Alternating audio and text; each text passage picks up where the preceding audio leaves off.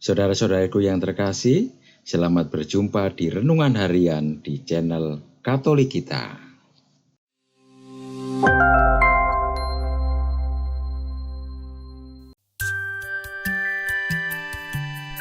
Hari ini, Rabu, 17 Januari 2024, perayaan wajib Santo Antonius Abbas. Bacaan pertama. Pembacaan dari kitab pertama Samuel, bab 17, ayat 32 sampai dengan 33, dilanjutkan dengan ayat 37, dilanjutkan dengan ayat 40 sampai dengan 51. Pada suatu hari, Daud menghadap Saul dan berkata kepadanya, "Janganlah seseorang menjadi tawar hati karena Goliat. Hambamu ini akan pergi melawan orang Filistin itu." Tetapi Saul berkata kepada Daud, "Tidak mungkin engkau dapat menghadapi orang Filistin itu. Mustahil engkau dapat melawan Goliat, sebab engkau masih muda, sedang Goliat sejak dari masa mudanya telah menjadi prajurit." Tetapi Daud berkata kepada Saul, "Tuhan telah melepaskan aku dari cakar singa dan dari cakar beruang. Dia pun akan melepaskan aku dari tangan orang Filistin itu." Kata Saul kepada Daud, "Pergilah, Tuhan menyertai engkau." Maka Daud mengambil tongkatnya lalu pergi. Ia memilih dari dasar sungai 5 batu yang licin dan menaruhnya dalam kantung gembala yang dibawanya, yakni wadah batu, sedang umban tali dipegangnya. Demikianlah Daud mendekati Goliat, orang Filistin itu. Goliat sendiri makin dekat menghampiri Daud, dan di depannya berjalan orang yang membawa perisainya. Ketika Goliat melayangkan pandangannya dan melihat Daud, dihinanya Daud karena ia masih muda, kemerah-merahan dan elok parasnya. Goliat, orang Filistin itu, berkata kepada Daud, "Anjingkah aku, maka engkau mendatangi aku dengan tongkat?" Lalu demi para dewa, orang Filistin itu mengutuki Daud. Lalu dia menantang Daud, "Hadapilah aku, maka aku akan memberikan dagingmu kepada burung di udara dan kepada binatang-binatang di padang." Tetapi Daud berkata kepada Goliat, orang Filistin itu, "Engkau mendatangi aku dengan pedang, tombak, serta lembing.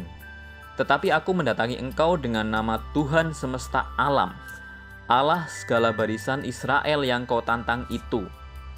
Hari ini juga Tuhan akan menyerahkan engkau ke dalam tanganku.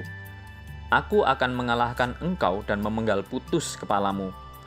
Hari ini juga aku akan memberikan mayatmu dan mayat tentara orang Filistin kepada burung-burung di udara dan binatang-binatang liar, supaya seluruh bumi tahu bahwa Israel mempunyai Allah, dan supaya segenap jemaah ini tahu bahwa Tuhan menyelamatkan bukan dengan pedang atau lembing.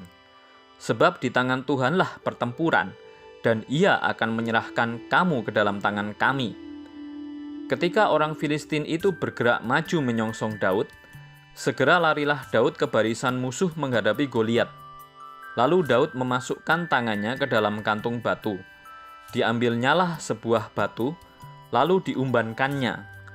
Maka kenalah dahi Goliat, dan terjerumuslah ia dengan mukanya ke tanah.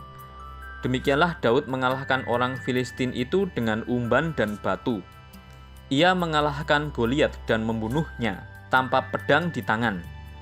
Daud berlari mendapatkan orang Filistin itu, lalu berdiri di sebelahnya. Diambilnyalah pedang Goliat, dihunusnya dari sarungnya, lalu ia menghabisi Goliat. Dipancungnyalah kepala Goliat dengan pedangnya sendiri. Demikianlah sabda Tuhan. Syukur kepada Allah. Bacaan Injil. Pembacaan diambil dari Injil Suci menurut Markus, bab 3, ayat 1 sampai dengan 6. Pada suatu hari Sabat, Yesus masuk ke rumah ibadat. Di situ ada seorang yang mati sebelah tangannya. Orang-orang Farisi mengamat-amati Yesus, kalau-kalau ia menyembuhkan orang itu pada hari Sabat, supaya mereka dapat mempersalahkan dia. Kata Yesus kepada orang yang mati sebelah tangannya itu, "Mari, berdirilah di tengah." Kemudian Yesus berkata kepada mereka, "Manakah yang diperbolehkan pada hari Sabat? berbuat baik atau berbuat jahat, menyelamatkan nyawa orang atau membunuh orang. Tetapi mereka itu diam saja. Yesus jengkel karena kedegilan mereka. Dengan marah ia memandang sekeliling, lalu berkata kepada orang tadi, "Ulurkanlah tanganmu." Ia pun mengulurkan tangannya dan sembuhlah seketika. Lalu keluarlah orang-orang Farisi dan segera bersekongkol dengan orang-orang Herodian untuk membunuh dia. Demikianlah sabda Tuhan. Terpujilah Kristus. Dalam bacaan pertama, Saul sangat takut kepada Goliat. Daud mengajukan diri untuk melawannya. Atas nama Tuhan Allah Israel, Daud mengalahkan Goliat hanya dengan umban dan batu. Dalam bacaan Injil, orang Farisi terus mencari-cari kesalahan Yesus. Namun Yesus tetap menyembuhkan orang sakit. Hari Sabat itu saat untuk berbuat baik, bukan berdiam diri atau berbuat jahat. Perkara besar dapat dikalahkan dengan perbuatan kecil dan berani. Demikian dicontohkan pada diri Daud. Dengan penyertaan Allah, Daud dapat mengalahkan sang prajurit perkasa Goliat hanya menggunakan umban dan batu. Tujuan ditentukan hari Sabat agar umat fokus menyembah Tuhan, dengan mengabaikan perbuatan lain yang bukan perintah Tuhan. Menolong orang sakit dengan menyembuhkan adalah perbuatan baik dan perintah Tuhan. Maka kita diajarkan untuk berpikir bijak. Bila mungkin, jangan menunda-nunda waktu untuk berbuat baik. Melalui penyertaan Allah, pekerjaan besar apapun dapat kita tuntaskan dengan tangan dan modal diri yang kita miliki. Inspirasi hidup berbangsa dan bergereja. Cerita tentang Daud dan Goliat dapat diambil sebagai inspirasi dalam berbagai aspek kehidupan, termasuk berbangsa dan bergereja. Kisah ini berasal dari Alkitab dan merupakan simbol perjuangan melawan segala rintangan yang tampaknya tidak mungkin.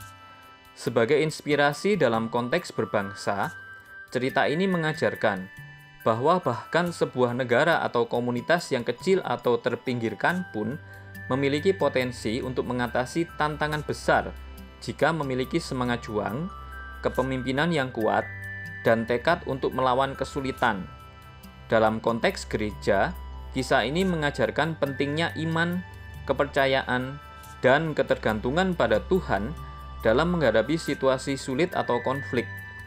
Kisah Daud dan Goliat bukan hanya tentang pertempuran fisik, tetapi juga tentang pertempuran spiritual, tekad, dan keberanian dalam menghadapi segala rintangan dalam kehidupan. Marilah kita berdoa.